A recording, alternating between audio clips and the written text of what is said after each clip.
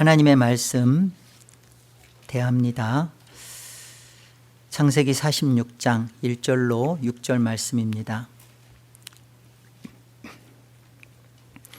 이스라엘이 모든 소유를 이끌고 떠나 브엘세바에 이르러 그의 아버지 이삭의 하나님께 희생제사를 드리니 그 밤에 하나님이 이상 중에 이스라엘에게 나타나 이르시되 야곱아 야곱아 하시는지라.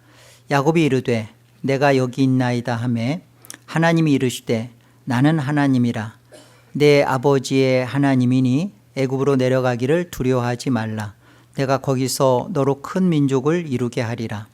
내가 너와 함께 애굽으로 내려가겠고 반드시 너를 인도하여 다시 올라올 것이며 요셉이 그의 손으로 네 눈을 감기리라 하셨더라.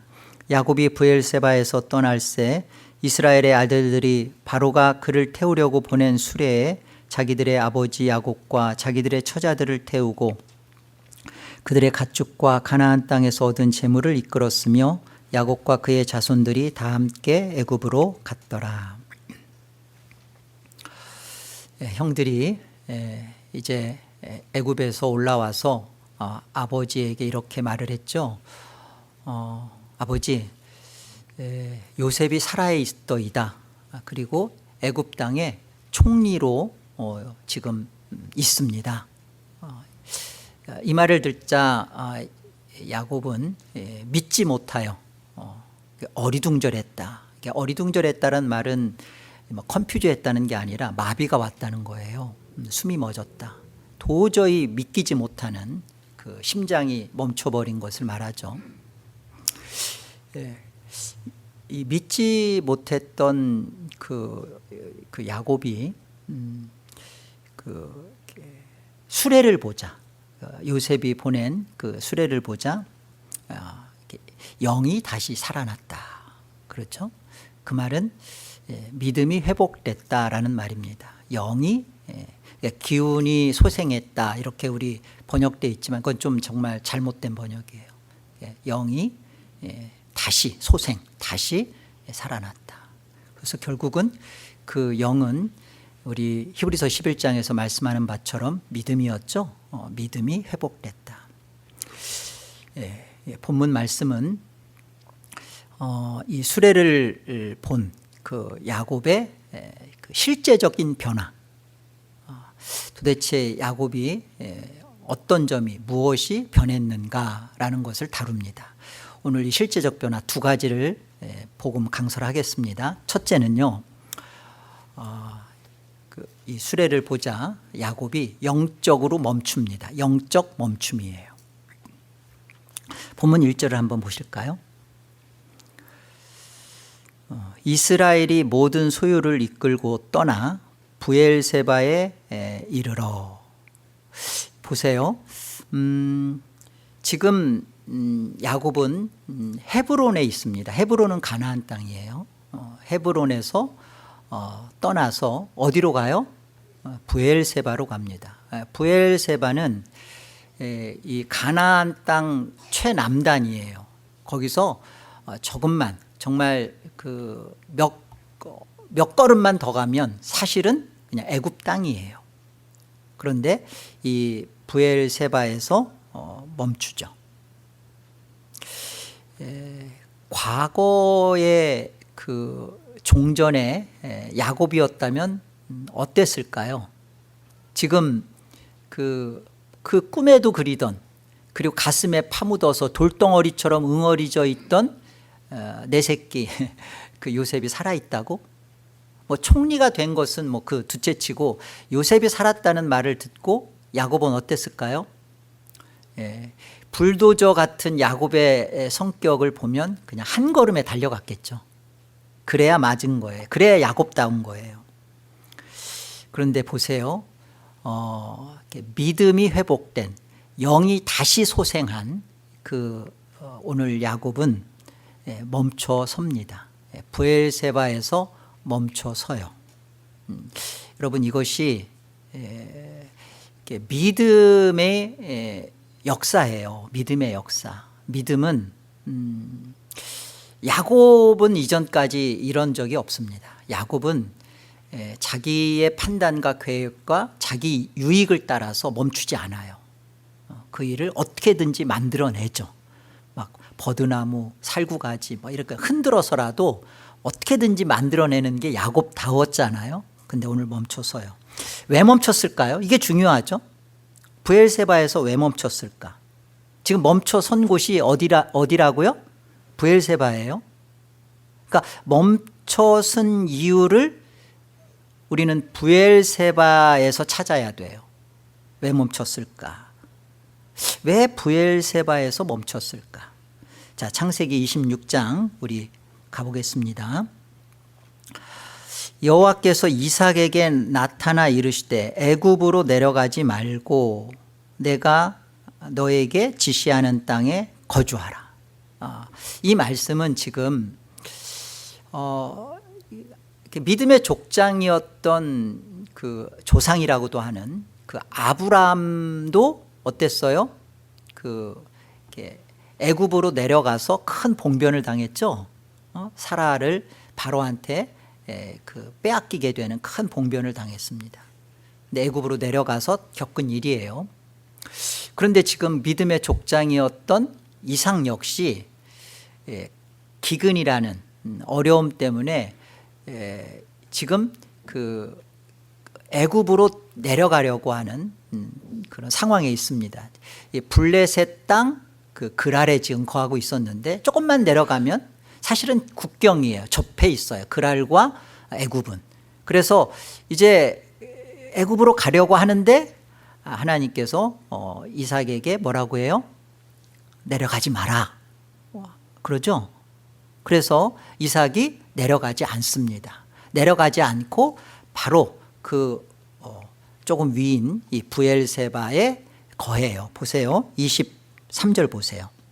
이삭이 거기서부터 이제 그랄이죠. 거기서부터 브엘세바로 올라갑니다. 그 밤에 여호와께서 이삭에게 나타나 이르시되 나는 네 아버지 아브라함의 하나님이니 두려워하지 말라. 내 종 아브라함을 위하여 내가 너와 함께 있어 너에게 복을 주어 내 자손이 번성하게 하리라 하신지라. 이삭이 그곳에 제단을 쌓고 여호와의 이름을 부르며 거기 장막을 쳤더니 이삭의 종들이 거기서도 우물을 팠다. 보이세요? 지금 믿음의 족장인 아브라함, 이삭, 야곱에게 동일하게 무슨 일이 벌어지고 있는지를 보세요.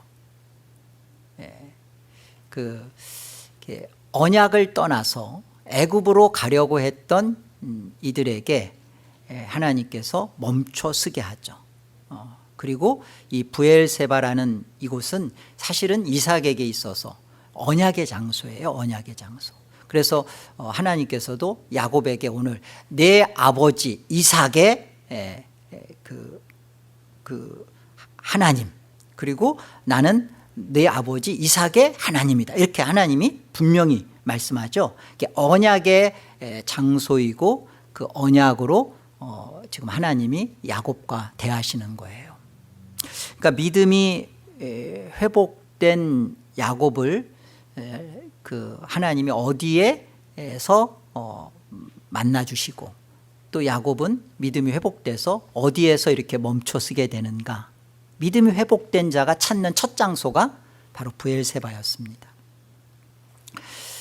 그 언약을 지금 생각할 때 언약이 뜻하고 있는 건 뭐냐면요. 애굽으로 내려가지 말고 멈춰라. 내가 너와 함께한다. 내려가지 말아라 하는 것은요. 하나님의 뜻을 찾게 되고 묻게 되고 하나님의 뜻을 만나게 되는 이게 언약이 하는 일이에요. 아브라함, 이삭, 야곱 우리가 믿음의 족장이라고 하잖아요. 이들이 다 언약 안에서 하나님을 믿음으로 대합니다. 그래서 믿음의 조상으로 야곱도 오늘 사실은 우뚝 서는 거예요. 보세요. 이전에 우리는 야곱 그러면 진짜 우리가 모두 그러잖아요. 야곱 아니면 우리도 야순이 같다. 그래가지고 어쩌면 그렇게 자기 고집이 세고 바뀌지도 않고 그럴까? 다 참 우리가 야곱 같은데. 그런데 창세기 32장에 가보면 그 야복강 사건에서 야곱의 환도뼈가 부러지고 힘줄이 끊어지는 그런 일들을 보면서 이제 야곱이 분이엘의 하나님을 만나고 쩔뚝거리면서 이제는 제대로 신앙을 하겠거니. 근데 어때요? 솔직히 우리가 환도뼈 맞고 힘줄 끊어져도 우리가 야곱처럼 제대로 신앙을 못하잖아요. 안 하잖아요. 이게 야곱이 그 다음에 33장, 34장, 35장에 쭉 걸쳐서 어때요? 베델로 올라가지 않고 숫곳에 있다, 세겜에 있다가 막 디나 사건 만나고 그 어려움들을 다 겪죠. 이런 모든 일들을 통해서도 그 고집스러운 야곱이 자기를 멈춰 세울 수 없었어요. 자기 욕심이라는 거, 자기의 플랜을 꺾을 수 없었어요. 근데 처음입니다. 오늘 창세기 46장이 야곱에게서 스스로 자신을 멈춰 세운 처음 장면이에요. 하나님 앞에서 그 언약의 장소를 찾아가서 멈춥니다. 내려가면 돼요. 정말 그 헤브론에서 브엘세바까지는 약 30-40km 거리거든요. 거기서 불과 몇 킬로만 가면, 몇 발짝만 가면 그냥 애굽 땅입니다. 그냥 가면 돼요. 보고 싶은, 꿈에도 그리는 사랑하는 요셉이 지금 있단 말이에요. 그럼 내려가면 되죠. 그런데 멈춰 쓰죠. 멈춰 쓰고 뭘 하는지를 한번 보세요. 뭘 하는지 1절 다시 봅시다. 이스라엘이 모든 소유를 이끌고 떠나 브엘세바에 이르러 그의 아버지 이삭의 하나님께, 언약의 하나님이죠, 희생 제사를 드립니다. 그렇죠? 여기서 이 희생 제사를 우리가 한번 생각해 보세요. 이게 지금 브엘세바에서 제단을 쌓고 그 야곱이 짐승을 잡아서 죽입니다. 희생 제사니까요. 이 짐승이 죽는다, 가축이 죽는 것은 결국은 무슨 의미예요? 내가 죽는다는 거예요. 나를 죽입니다. 그러니까 야복강에서 환도뼈 부러진 그걸 통해서 쩔뚝거리면서 애서 끌어안고 그게 아니라 보세요. 믿음이 회복됐다. 하나님이 주신, 선물로 주신 믿음이 내 안에서 역사한다라는 것은 이렇게 나오는 거예요. 자신의, 야곱의 자아의 죽음을 처리하는 겁니다. 야곱의 자아가 죽는 거예요. 자아가, 희생제사. 내가 죽는 겁니다. 이전에 야곱 어떤 야곱이에요? 불도저죠. 속이는 자죠. 탈취자죠. 사기꾼이죠. 어떻게든지 자기 꿈을, 자기 욕심을 이루어야만 승이 차는 자죠. 이런 자아의 죽음을 어디서 처리해요? 언약의 장소, 이삭의 하나님께 희생 제사를 하면서 내가 하나님의 언약 안에 붙들려 있다. 이게 믿음입니다. 믿음은 여기에서 자기를 죽일 수 있는 거예요. 그냥 죽이는 게 아니라 믿음은 믿음의 근거가 뚜렷해야 돼요. 하나님이 계셔야 돼요. 그 하나님은 이제까지 신실하게 나에 대하여 일관성 있게 대하신 분이셔야 돼요. 아브라함에게 그러하셨고 이삭에게 그러하셨듯이 나에게도 똑같은 하나님으로, 언약의 하나님으로 들어온 거예요. 그러니까 여기서 비로소 야곱은 자기 자아를 처리하게 되는 거예요. 이전에 야곱 보세요. 내 열정과 자신의 꾀대로 신앙했던 자잖아요. 그런데 오늘 이삭의 하나님을 찾아가서 희생제사를 하는 것은요, 그 언약이라는 것은 결국은 말씀대로, 하나님의 말씀대로 그의 인생을 이제는 설정했다. 하나님 말씀대로 살겠다라고 정한 겁니다. 성도의 그 신앙에서의 실제적 변화가 무엇일까요? 여러분, 저와 여러분이 성도라고 합니다. 누가 당신 성도 아니에요 그러면 굉장히 언짢아하잖아요. 우리 성도예요. 성도로서 저와 여러분의 실제적인 변화가 무엇입니까? 당신의 성도의 실제적 변화를 한번 말해 보세요. 그러면 여러분 뭘 갖다 얘기할 거예요? 오늘 말씀처럼요, 하나님이 우리에게 주신 믿음은 우리로 하여금, 성도인 우리로 하여금 영적으로 멈추게 하는 거예요. 영적 멈춤이 있습니다. 어떤 거냐면요, 하나님의 뜻과 하나님의 말씀 앞에서 하나님의 그 원하심이 무엇인지를 찾고 구하는 그 자리로 자신을 갖다 세워요. 말씀 앞에 자기를 세워요. 하나님 말씀 앞에 자기를 진지하게 갖다 놔요. 그리고 그 말씀이 말씀하는 대로 듣겠습니다 라는 자리로 자신을 갖다 놔요. 이게 여러분 성도의 진짜 변화예요. 말씀이 나의 기준이 되고, 그 말씀이신 언약이니까요. 언약, 말씀이죠. 그 언약하신 바대로 내 인생을 하나님이 책임져 주신다라는 자리에 자신을 처리해요. 이게 십자가에서의 자기 죽음이죠. 이게 성도의 실제 변화입니다. 우리는 그 기독교 신앙을 하면서, 교회 다니면서 많이 이렇게 마르다처럼 분주했어요. 봉사도 했죠. 그리고 성경 공부도 많이 했죠. 기도도 했죠. 그리고 전도도 했고요. 많은 일로 분주하고 바쁘고 그랬습니다. 그리고 뭔가를 안 하면 마치 이렇게 신앙을 안 하고 있는 것처럼 느껴지고. 그래서 그 예배, 여러분 예배 왜 안 빠지고 꼭꼭 오셔요? 안 하면 불편하고 찝찝하고,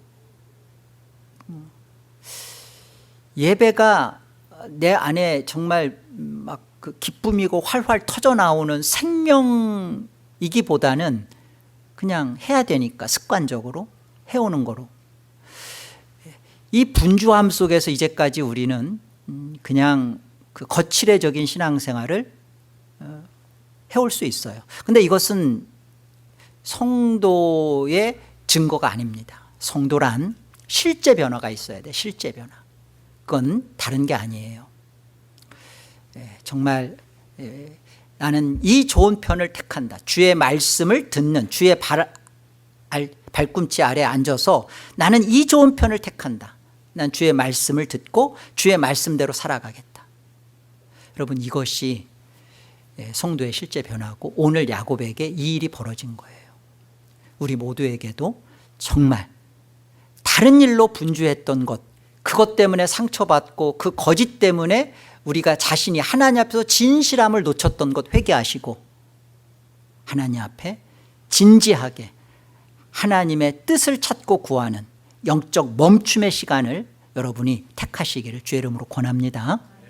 두 번째는요, 첫째는 영적 멈춤이라고 말씀드렸어요. 둘째는 이 그 수레를 본 야곱에게서 두 번째 벌어지는 실제적 변화는 신앙의 그 관심이, 초점이 옮겨집니다.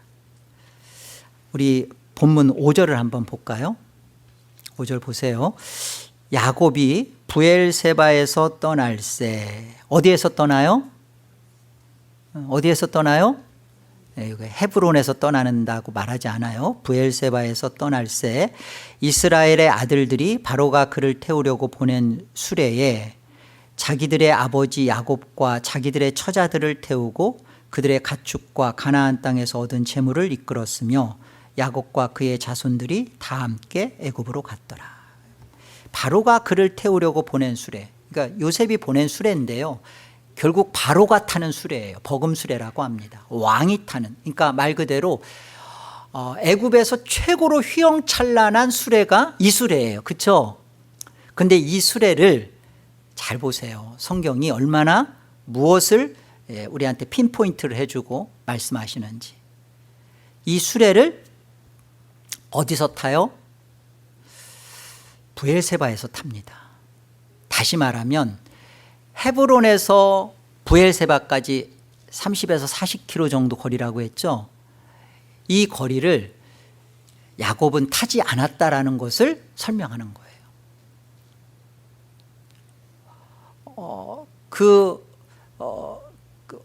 얼마나 대단하게 과시하고 싶었겠어요.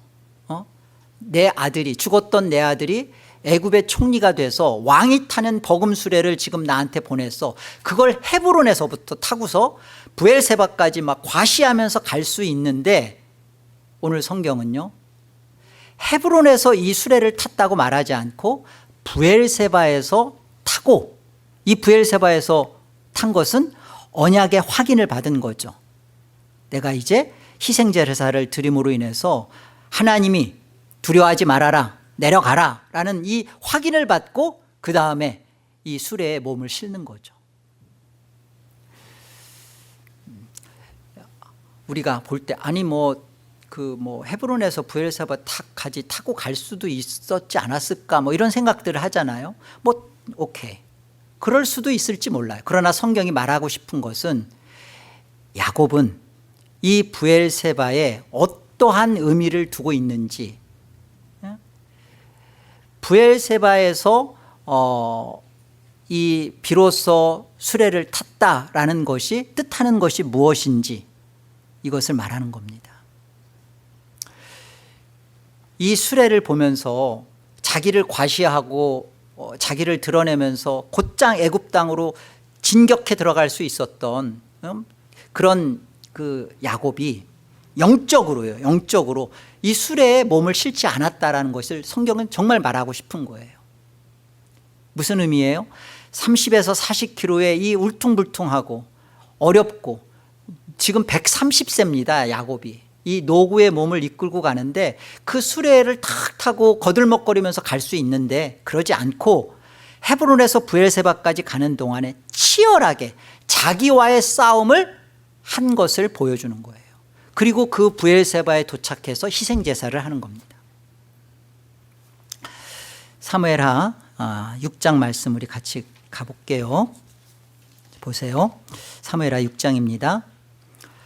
다윗이 이스라엘에서 뽑은 무리 3만 명을 다시 모으고, 다윗이 일어나 자기와 함께 있는 모든 사람과 더불어 바알레 유다로 가서 거기서 하나님의 궤를 메어 오려 하니, 그 궤는 그룹들 사이에 좌정하신 만군의 여호와의 이름으로 불리는 것이라.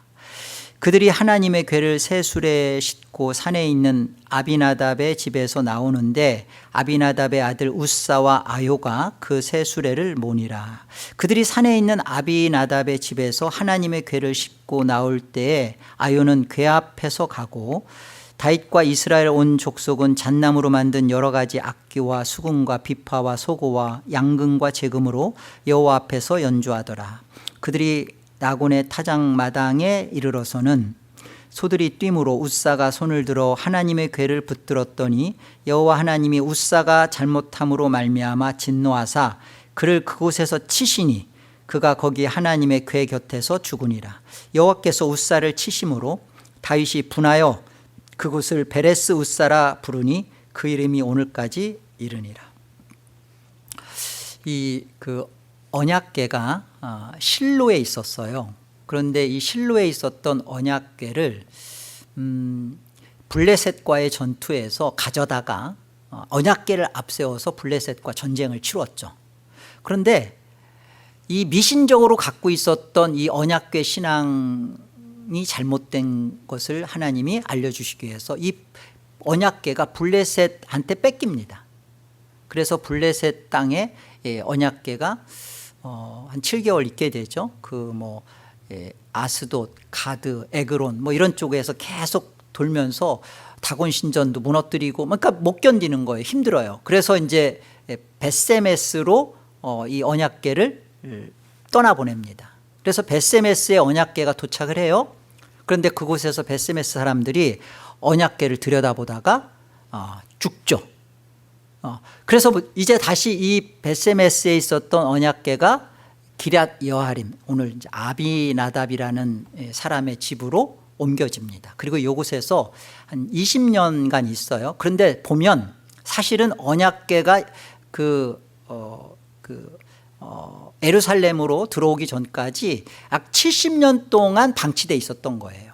그러니까 지금 70년 만에 이 기럇 여아림, 이 아비나답의 집에 있었던 이 언약궤가 예루살렘으로, 성전으로 지금 들어오는 겁니다. 그러니까 얼마나 막 다윗이 흥분했겠어요. 얼마나 대단한 일입니까? 이거 1절에 보면 이스라엘에서 뽑은 무리 3만 명, 그러니까 언약궤 하나를 그 아비나답의 집에서 예루살렘 성전으로 옮기는데 3만 명을 동원하는 거예요.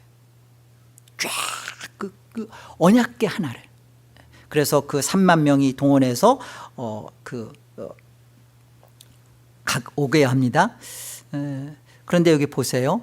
원래 그 하나님의 율법의 말씀처럼 2절에 보면 가서 거기서 하나님의 궤를 메어오려 하니, 그러니까 메워서 이렇게 어깨에다 메고 언약궤는 옮기도록 율법에 그렇게 돼 있어요. 그런데 보세요. 3절. 그들이 하나님의 궤를 어디에 실어요?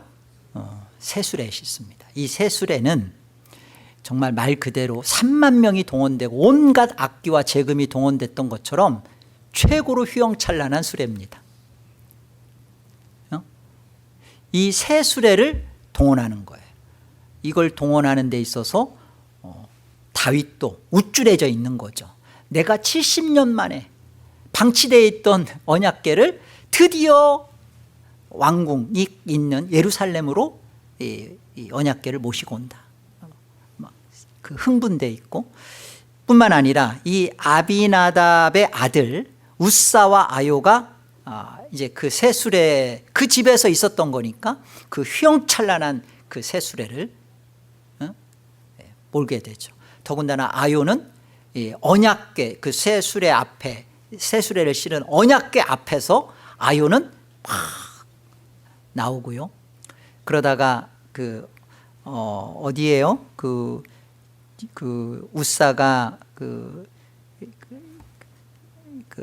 나곤의 타작마당이죠. 거기쯤에 도착했을 때 소들이 뛸 때 언약궤가 넘어질까 봐 그 언약궤를 붙잡았어요. 그런데 우사가 어떻게 돼요? 그 자리에서 죽죠. 궤 곁에서 죽죠.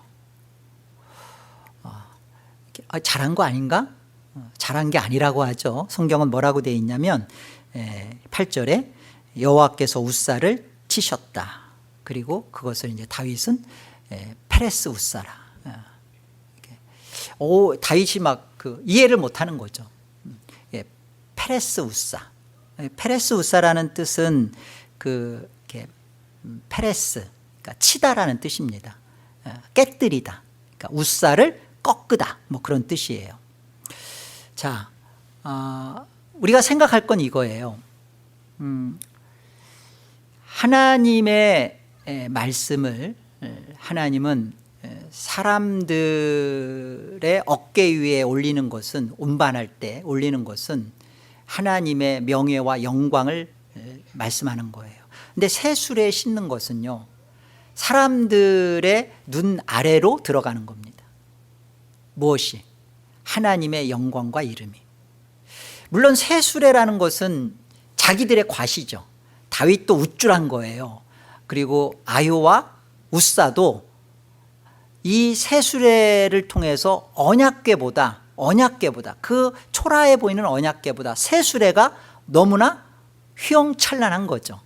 그리고 그것을 관장하고 있는 것에 대한 자기 영광이 있는 거죠. 여러분, 이걸 하나님은 페레스 우사 하는 겁니다. 타락한 본성은요, 하나님의 일 속에서 자기를 못 버려요.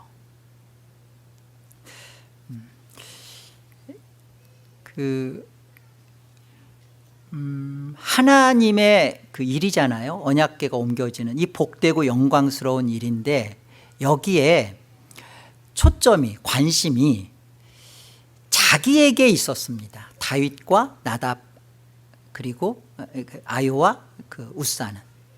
이 일에 대하여 하나님께서는 말씀해 주신 거죠. 죽이시는 거예요. 다윗도 바로 그것을 못 가지고 옵니다. 다시 오베데돔의 집에서 성전 그 언약궤가 머물게 되죠. 하나님이 말씀하시는 바가 무엇인지를 놓치면 안 돼요.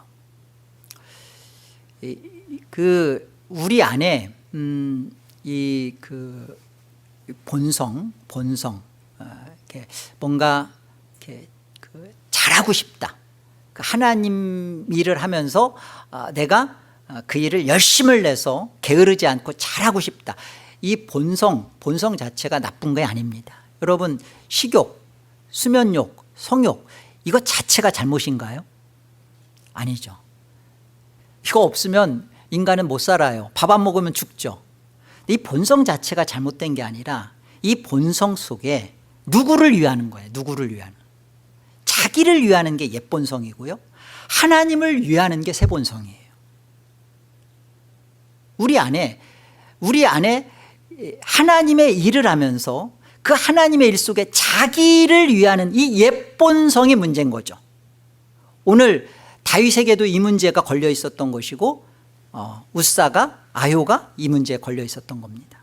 그러나 보세요.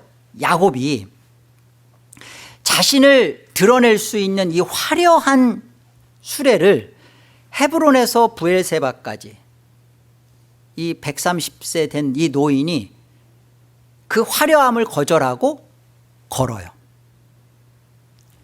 그리고 죄된 본성과의 싸움이죠. 내가 이제까지 나의 관심과 집중, 포인트 모든 게 뭐예요? 그 라헬, 그리고 라헬을 통해서 얻어지는 요셉, 그 또 요셉이 죽고 났다는 소리 듣고 나니까 베냐민 하나를 끝끝내 끌어안고 안 내놓으려고 하고 막 그랬잖아요. 이런 자기와의 그런 그 자식 사랑, 그 애, 그 사랑하는 것은 좋은 거예요. 그런데 그것이 자기애적 사랑이죠. 하나님을 위한 사랑이 아니라 나 그냥, 이게 지금 오늘 야곱에게서 실제로 벌어지고 있는 신앙의 싸움인 거예요. 이 싸움을 우리는 보는 것이죠. 성도의 실제 신앙은요, 이렇게 본성인데 옛 본성과 새 본성의 실제적 격돌이에요. 이 싸움이 있는 거죠. 여쭙겠습니다. 나는 예수님 믿고 실제로 변했나? 여러분 정말 변하셨어요?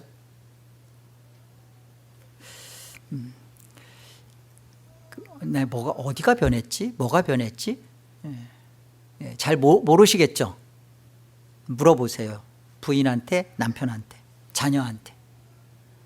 실제로 난 뭐가 변했나? 우리 안에 이 본성이 나를 위해 여전히 있고자 하는 이 본성이 새 본성, 그리스도를 위해 하나님을 위해 살고자 하는 이 새 본성이 들어와서 끊임없이 격돌하고 부딪히고 싸우는 것이, 이게 실제로 변한 거예요.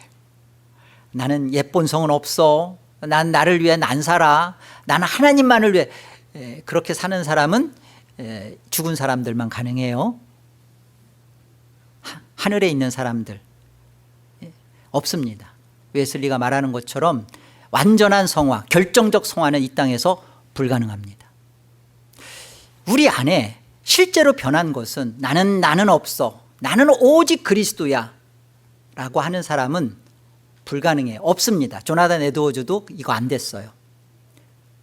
사도 바울도 안 됐어요. 내가 복음을 힘써 전하다가 내가 내 영혼을 잃을까 두렵다. 늘 이 두려움 속에 있었어요. 자기 자랑과 영광에서 자유롭지 못했어요. 그러나 실제로 변한 건 뭐예요? 끊임없이 회심했어요. 끊임없이. 이 싸움을 하는 것이 실제적 변화입니다. 지금 야곱이 우리가 볼 때 헤브론에서부터 이 수레를 타고 가는 것이 정상이잖아요. 그러나 성경은 그렇게 말씀하지 않아요.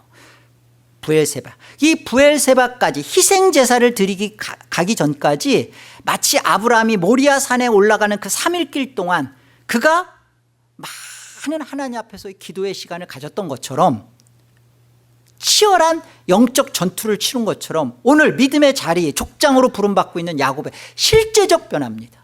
여기서부터 달라져요.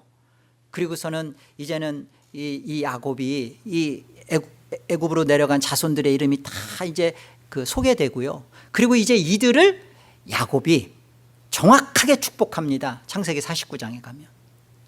우리가 저주처럼 보이지만 저주가 아니에요. 복된 축복을 합니다. 그들에게서 맞는 정확한 포인트를, 본질을 찾아서 이들을 다 축복해 줘요. 야곱이 또 우리가 아는 것처럼 창세기 47장에 가면 내 나이 130인데 험악한 세월을 살았다. 그러면서 애굽의 왕인 바로에게 축복을 하잖아요. 놀랍지 않습니까? 이런 거침없는 행보가 46장 이때부터 벌어져요. 이것이 야곱의 실제 변화된 모습입니다. 여전히 야곱은 나는 없고 나는 이제 이스라엘만 아니에요. 끊임없이 자기를 목 버리는 야곱과 하나님이 들어온 이스라엘이 끊임없이 격돌해요. 그러나 실제적 변화는 여기서 야곱은 끊임없이 싸우면서 회개하며 믿음으로 걸어간 겁니다. 시인도 이렇게 기도해요. 시편 115편 1절 우리 다 같이 한번 합독합니다. 함께요. 여호와여 영광을 우리에게 돌리지 마옵소서. 우리에게 돌리지 마옵소서. 오직 주는 인자하시고 진실하심으로 주의 이름에만 영광을 돌리소서. 업적을 이루고 하나님의 일을, 어떤 일을 하고 있고 내가 정말 교회를 세웠어. 내가 교회에 보이지 않는 일을 봉사했어. 말씀으로 섬겼고 기도로 세웠고 전도했고 하나님의 일 속에서 우리는 자기라는 것을 온전히 못 버려요. 근데 중요한 게 하나님 이것을 나에게 돌리지 마옵소서. 내 이름에게 이 영광을 주지 마옵소서. 여기 그러잖아요. 반복적으로 그렇게 말하잖아요. 우리에게 돌리지 마옵소서. 우리에게 돌리지 마옵소서. 그죠? 이 싸움을 하는 게 성도입니다. 그리고 이것이 성도의 실제적 변화예요. 우리로 하여금 열정이 있는 것은 좋은 거예요. 열정이 있어야 주를 위해 일을 합니다. 열정이 없는 사람은요, 주를 위해 일하지 않습니다. 그래서 나는 그 내 영광이 있으니까 나는 내가 무슨 일을 하면 다 자기의가 생기니까 나는 아무것도 안 할래. 그거는 성도가 무엇인지, 성도 안에 주신 하나님의 복됨이 무엇인지를 모르는 거예요. 하나님이 우리에게 식욕도 줬고 성욕도 줬고 수면욕도 줬고 이런 욕구들을 주신 것은 그걸 가지고 자기를 위해 살아가는 게 아니라 잘 먹고 잘 자고 잘 나누면서 누구를 위해? 우리의 영광이고 우리의 존재이고 우리의 본질이신 하나님의 형상인 하나님 그분을 위하여 쓰도록 우리를 그거 주신 거예요. 그래서 이것이 옮겨지는 것, 이것이 초점이 바뀌어지는 것, 이것이 오늘 믿음이 회복된 자의 두 번째 실제적 변화인 겁니다. 이런 야곱을 하나님은 어떻게 대하셨는지 한번 보세요. 야곱은 여전히 자기의 연약함으로 괴로워하며 힘들어합니다. 우리가 다음 시간에 살펴볼 거예요. 보면 야곱이 3절과 4절 보세요. 한번 읽어만 보겠습니다. 하나님이 이르시되 나는 하나님이라 내 아버지의 하나님이니 애굽으로 내려가기를 두려워하지 말라. 내가 거기서 너로 큰 민족을 이루게 하리라. 내가 너와 함께 애굽으로 내려가겠고 반드시 너를 인도하여 다시 올라올 것이며 요셉이 그의 손으로 내 눈을 감기리라 하셨더라. 이 희생제사를 하고 그리고 수레를 타지 않고 그렇게 치열한 싸움을 하고 그래서 초점이 하나님께로 옮겨졌던 야곱에게서조차 두려움이 있고, 그래서 하나님이 이런 야곱의, 이 연약한 야곱이죠, 이런 야곱을 찾아가서 대하시죠. 오늘 본문 2절 한번 다시 봅시다. 자 보세요. 놀라운 하나님의 말씀이 이렇게 나타나요. 그 밤에 하나님이 이상 중에 이스라엘에게 나타나 이르시되 야곱아 야곱아 하시는지라. 야곱이 이르되 내가 여기 있나이다 하매, 보세요. 여기 제사를 드린 그 밤에 지금 누구에게 나타났다고 해요? 이스라엘에게 나타났다고 말씀하세요. 그런데 하나님은 그 다음 어떻게 부르세요? 이스라엘에게 나타났는데 뭐라고 부르세요? 야곱아 야곱아. 그리고 야곱은 내가 여기 있습니다. 하나님은 영광스러운 이름 이스라엘로 지금 야곱을 대하세요. 그렇죠? 그런데 부르시기는 동시에 그의 본성인 두려워하고 염려하고 불안하고 초조하고, 그리고 여전히 내가 아직도 살아있는, 희생제사를 했음에도 아직도 살아있는 그 야곱을 부르시죠. 야곱아 야곱아. 야곱을 아시고 도우시는 신실하신 하나님이시죠. 저는 이 하나님 때문에 삽니다. 목사님만 그렇게 사세요. 우리는 여러분도 그러시죠. 우리는 이 하나님이 좋습니다. 이 하나님이 아니면 못할 것 같아요. 목회도 못할 것 같고요. 아빠 노릇도 못할 것 같고, 물론 남편 노릇은 못하고 있지만 못할 것 같아요. 이 하나님 때문에 사는 거예요. 저와 여러분은 야곱을 이스라엘로 대하시면서도 동시에 야곱이라고 자상하게 신실하게 괜찮다, 나는 너와 함께한다, 이 하나님이신 거죠. 이 하나님 너무 좋아요. 그래서 보세요. 본문 2절 하반절에 보면 야곱이 이렇게 대답하죠. 야곱이 이르되 뭐라고 대답해요? 내가 여기 있나이다. Here am I 그러죠. 내가 여기 있습니다. 이 말은 히브리 말로는 힌넨인데요. 이 말의 뜻은 비로소 야곱에게서 지금 말하고 있는 건 그거예요. 나를 이스라엘로 대하시면서 나를 동시에 야곱으로 품으시고 받아주시고 여전히 견뎌주시는 하나님 앞에 항복하는 겁니다. 하나님, 나는 하나님 앞에 할 말이 없네요. 하나님이 나의 진짜 기쁨이고 존재이십니다. 항복하는 거예요. 십자가에서의 항복이 벌어지는 것처럼 이 일이 야곱에게 지금 있어진 거죠. 하나님께서 첫사람 아담이 범죄했을 때 찾아가셔서 묻죠. 아담아, 네가 어디 있느냐 묻죠. 이것에 대해서 오늘 야곱이 내가 여기 있나이다. 하나님, 나 여기 있어요. 그러니까요, 저와 여러분이 하나님 앞에서 나를 어떻게 바라보시는가. 우리 하나님은 이스라엘로 우리를 대하시고 바라보세요. 그러나 여전히 그 우리의 본성 안에서 옛 본성인 것을 여전히 우리가 갖고 있는 우리에 대해 안타깝게 치근히 여기시면서, 그러면 내버려두고 방치하는 게 아니라 대하십니다. 두려워하지 말아라. 아들아 딸아, 내가 너와 함께한다. 끝까지 간다. 애굽 거기까지 내가 간다. 그리고 반드시 너를 다시 올리고 너는 요셉의 손에 눈이 감긴다. 이 놀라운 이 하나님을 믿음으로 만났을 때 우리는 이제 비로소 십자가 앞에 두 손 두 발 들고 항복합니다. 제가 이제 하나님 앞에서 내가 어떤 존재인지 알았으니까 이제는 하나님 앞에 살겠습니다. 그런 인생으로 가는 거죠. 결국 보세요. 결국 이 두 본성의 싸움에서 결국은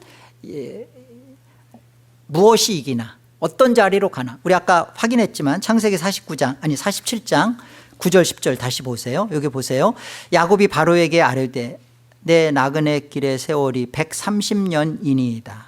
내 나이가 얼마 못 되니 우리 조상의 나그네 길의 연주에 미치지 못하나 험악한 세월을 보내었나이다 하고 야곱이 바로에게 축복하고 그 앞에서 나오니라. 이 험악한 세월의 목적은 다른 게 아니죠. 야곱을 이렇게 바로에게 복을 빌어주는 실제적인 믿음의 사람으로서의 변화입니다. 바로의 인생을 보면서 무엇을 복을 빌었을까요? 하나님 바로에게 금은 보화를 더 주세요. 이렇게 빌었을까요? 본인이 연약함 속에서 하나님을 만났고 이 하나님이 함께해 주심을 아는 그 인생에서 복음을 빌었죠. 하나님 저에게도 내가 아는 이 놀라운 메시아 그리스도의 복음을 만나게 하시고 이 복됨을 빌어주는 것이죠. 저와 여러분이 힘이 나고 또 실망하지 않을 것은 하나님이 야곱을 아시고 이처럼 도우셨던 것처럼 우리도 아십니다. 그리고 우리도 도우십니다. 이 아침에 우리가 이 하나님을 만나 뵙는 것이고 이 하나님을 만났기에 우리의 남은 인생 속에 하나님은 야곱처럼 나를 실제적으로 변화시켜 가면서 나를 승리케 하시는구나. 이 하나님 잠시 잠깐 뒤면 야곱과 함께 우리도 하나님을 같이 만나 뵐 겁니다. 오늘 말씀 두 가지를 말씀드렸어요. 실제적 변화. 첫째가 뭐예요? 영적 멈춤입니다. 믿음으로 말미암아 다만 그냥 멈추는 게 아니라 하나님의 말씀을 따라서 내가 바르게 하나님의 뜻을 따라 살겠습니다 라고 하는 것으로 정말 자기의 모든 의지를 내려놓고 멈추는 거예요. 그리고 두 번째가 신앙의 관심과 초점이 옮겨지는 거죠. 옮겨져 놓고 회심하는 거예요. 그러면 하나님이 거기에 힘을 보태실 뿐만 아니라 거기에서 능력의 은혜의 역사를 이루십니다. 하나님의 영광이 여러분의 삶에 가득하기를 주의 이름으로 축복드립니다.